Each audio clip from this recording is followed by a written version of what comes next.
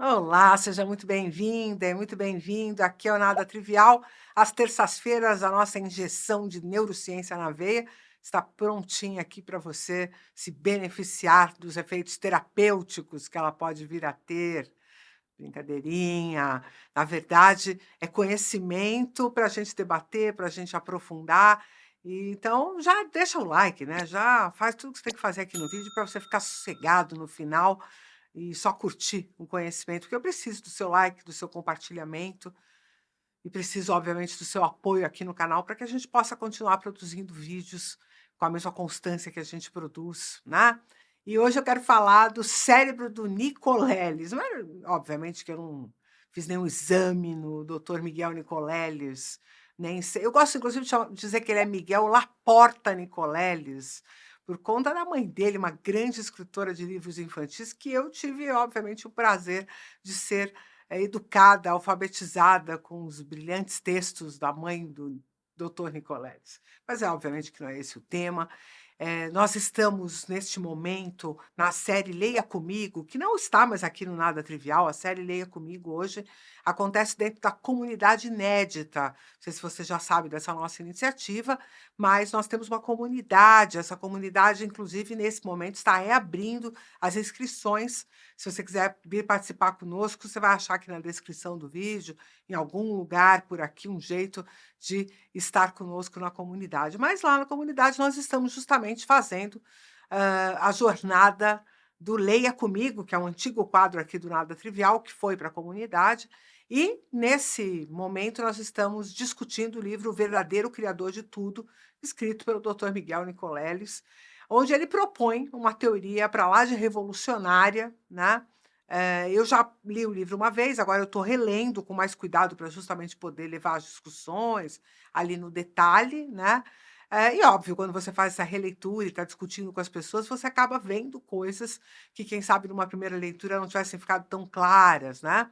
Então está sendo bem interessante discutir esse tema. E aí eu quis aproveitar e trazer aqui para o Neurociência na Veia um pouco dessa discussão para vocês começarem a compreender o quão, né, para aqueles que se aprofundam no estudo do sistema nervoso, o quão paradoxal, o quão, né, o tamanho da quebra de paradigma que está sendo proposta por essa visão que ele chama de o cérebro relativístico. Né? Então, para a gente compreender isso, é preciso voltar um pouquinho no tempo e lembrar que lá nos anos 1920, 30, era muito comum os neurocirurgiões, especialmente os neurocirurgiões, investigarem as funções específicas de cada área, especialmente do córtex cerebral, da região mais externa do cérebro, né, que facilmente eh, pode ser registrada através do escalpo, né, com eletroencefalograma. Então, o que, que os neurologistas e neurocirurgiões da época faziam? Identificavam uma área que, por acaso, estivesse com alguma lesão, estivesse sendo foco de uma epilepsia, né, estivesse sendo início da convulsão num quadro de epilepsia. E aí, uma das possibilidades, já que naquela época as medicações para epilepsia eram muito ruins, a maior parte dos quadros eram refratários às medicações que estavam disponíveis, né? Então, esses médicos da época começaram a fazer cirurgias e retirar esse foco epilético, retirar essa área que tinha uma atividade elétrica errática, né? E com base nisso, eles começaram, obviamente, a identificar algumas sequelas, né? Então, retirava ali uma parte, sei lá, de uma área temporal e ali acabava tendo algum prejuízo em áreas de linguagem ou áreas motoras, não é? Que perdia-se algum movimento fino ou a expressão da linguagem. Então, é óbvio que não era esse o objetivo desses profissionais na época. Eles tinham interesse em identificar exatamente eh, as áreas funcionalmente, para que pudessem, inclusive, garantir que, ao fazer uma retirada de uma parte do tecido, ao fazer algum tipo de intervenção dessa natureza, não haveria prejuízo, né? Então, eles começaram a fazer um mapeamento, especialmente do córtex cerebral, especialmente o Dr. Penfield, foi um pioneiro nessa investigação, e é dele a autoria de um conceito chamado de homúnculo sensorial e homúnculo motor. exatamente no que consiste esse conceito, é que à medida que ele foi mapeando, especialmente as áreas primárias sensoriais e primárias motoras do córtex, né, para a gente entender o que significa uma área primária, é exatamente aquela região que está recebendo, por exemplo, um sinal sensorial da periferia, da mão, né, de algum órgão periférico, do tato, alguma informação sobre eh, né, alguma parte do corpo, uma propriocepção, uma termocepção, né, percepções acerca da nossa existência no mundo, vamos dizer assim, né. Então, as áreas responsáveis por receber esses sinais lá no córtex cerebral são as áreas primárias, e a gente também tem outro tipo de área primária, que são as áreas responsáveis por se comunicar, fazer a projeção desses sinais para a periferia, né, que são chamadas de áreas primárias motoras. Então, essas áreas primárias, elas têm essa relação direta com estruturas que ficam fora do córtex, seja porque estão recebendo informações ou porque estão emitindo informações. Então, e essa região foi mapeada pelo Penfield, mas com um pequeno detalhe, que, quem sabe, tenha passado desapercebido naquela época, mas que agora já não é assim, um mistério. Todo mundo mais ou menos já está sabendo que isso é de verdade. E a teoria do cérebro relativístico do Miguel Nicoleles tem, né, uma chance, vamos dizer assim, de explicar esse paradoxo que eu vou mostrar para vocês agora. Por quê? O Penfield e os seus colaboradores, né, quem estava fazendo esse trabalho ali, os neurocirurgiões estavam envolvidos nesse trabalho à época, eles obviamente estavam trabalhando com um paciente que estava em decúbito, estava deitado na maca sendo operado. Né? Geralmente um decúbito dorsal, né, naquele em que as costas se encontram, né, na cama, no espaldar e tal, barriga para cima, ventre para cima, e a cabeça sendo operada. Às vezes podia ter um outro posicionamento para deixar alguma área, do crânio mais exposta e tal, mas deitado e imóvel. Super importante esses dois elementos. E sem receber muita informação sensorial e o mesmo ambiente, um ambiente estável. E aí, nessas condições, o que que o Penfield, o que que as pessoas que estavam nessa investigação à época descobriram, é que cada areazinha dessas regiões primárias do córtex acabava representando uma parte específica do corpo.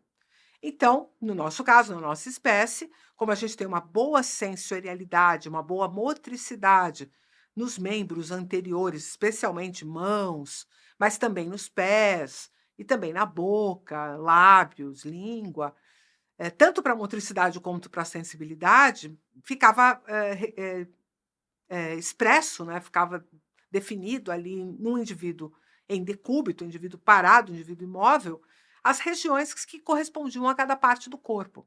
E a gente vai ver que essas áreas que têm maior sensibilidade ou maior capacidade de motricidade fina tinham uma representação maior. E a isso a gente deu o nome de homúnculo sensorial e homúnculo motor.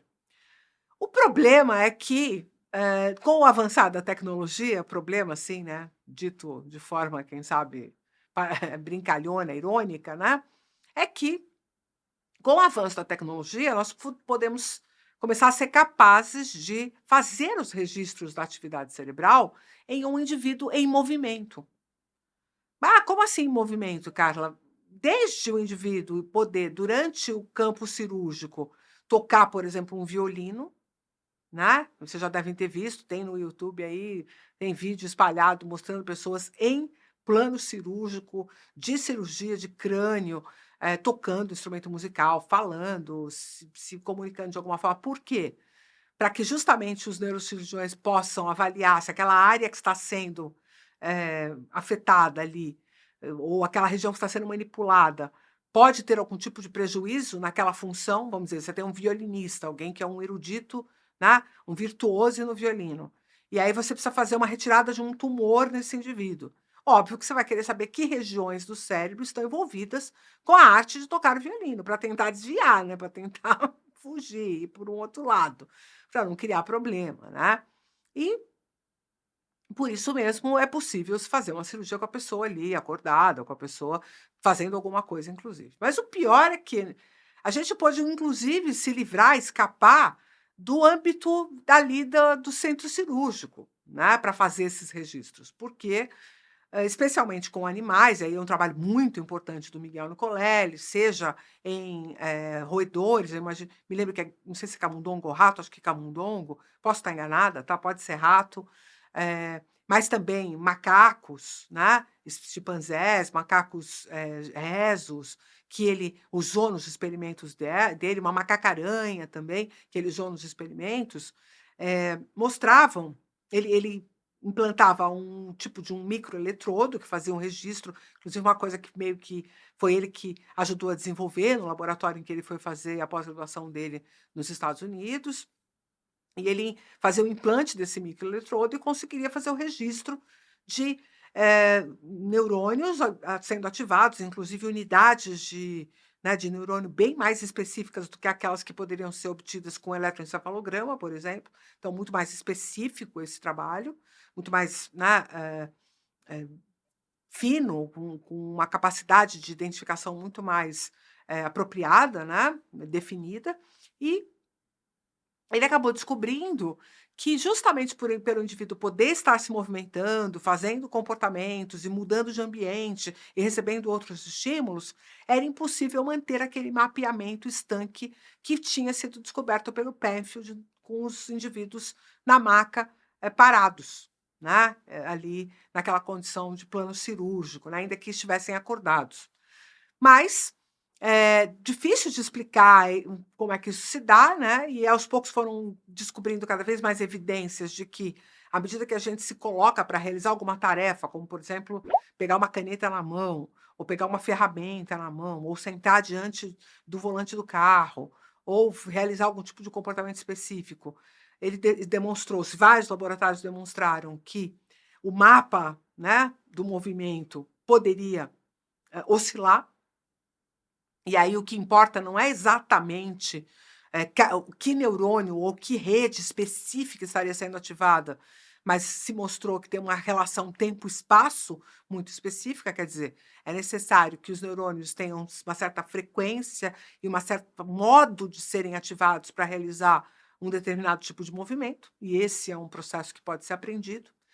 E aí que começa, então, a ideia de por que que o cérebro, que o Nicolelis tem defendido como teoria, não trabalharia especificamente de modo absoluto, no sentido de que cada neurônio tem o seu papel e realiza uma função, e realiza um tipo de atividade, tem uma frequência específica, cuidando especificamente de um resultado. Mas sim de forma relativa, o cérebro como um todo vai se agrupando em redes e em processamentos para produzir a funcionalidade que emerge do trabalho de processamento de informações que o cérebro executa.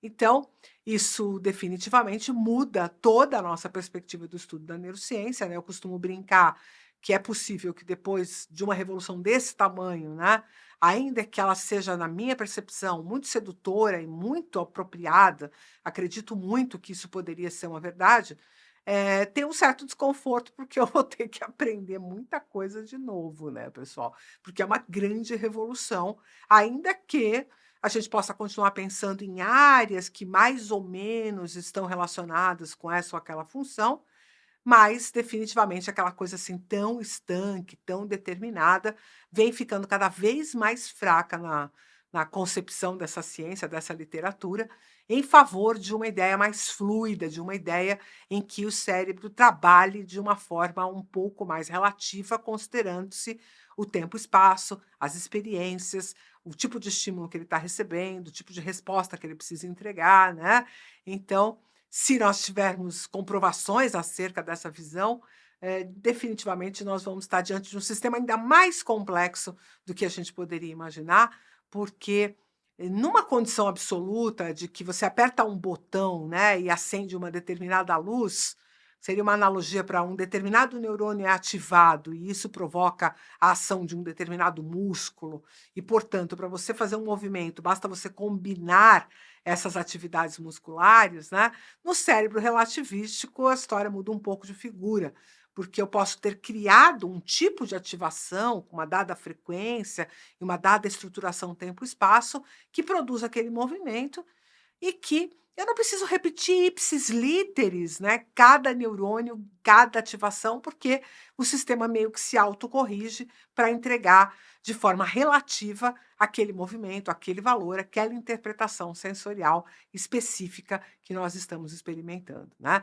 Não sei se ficou claro para ti, mas provoco já que você se junte a nós na comunidade inédita, que participe do Leia Comigo, porque lá nós estamos definitivamente mergulhando nessa interpretação, mergulhando de verdade na compreensão do que isso, pode trazer de desdobramento, né. Então, se for do seu interesse, se você achou essa ideia interessante e provocativa, eu te convido para você se juntar a nós na comunidade inédita, porque não é só isso que está acontecendo por lá. Tem muita discussão, tem outros eventos, tem outras oportunidades, eh, é importante. Se você gosta desse quadro aqui do Nada Trivial, do Neurociência na Veia, eu convido você para conhecer a comunidade, porque ela é mais, assim, para você do que para qualquer outro, ainda que muita gente se beneficie, o pessoal da educação, o pessoal do corporativo, o pessoal do autoconhecimento, todo mundo pode se beneficiar de estar conosco na comunidade. Mas aqueles que querem se aprofundar no conhecimento de neurociência, aí não tem como fugir dessa possibilidade, porque realmente é ali que você vai conseguir agarrar o valor e a possibilidade de se desenvolver nesse conhecimento. Tô te esperando por lá, hein. Curtiu? Então, esqueceu de fazer isso no começo do vídeo? Então faz agora. Compartilha e, se puder, deixa um valeuzinho aqui pra gente também, porque esse time, inclusive o pessoal da Coplanning Filmes, que tem um estúdio incrível aqui, que me ajuda a fazer isso acontecer da melhor forma possível, também tá precisando receber, um extra que você vai contribuir pra gente pagar pra ele, não vai não? Então é isso aí. Tô te esperando. Valeu o curtida, o compartilhamento, você na comunidade. Vem. Um abraço e até o próximo.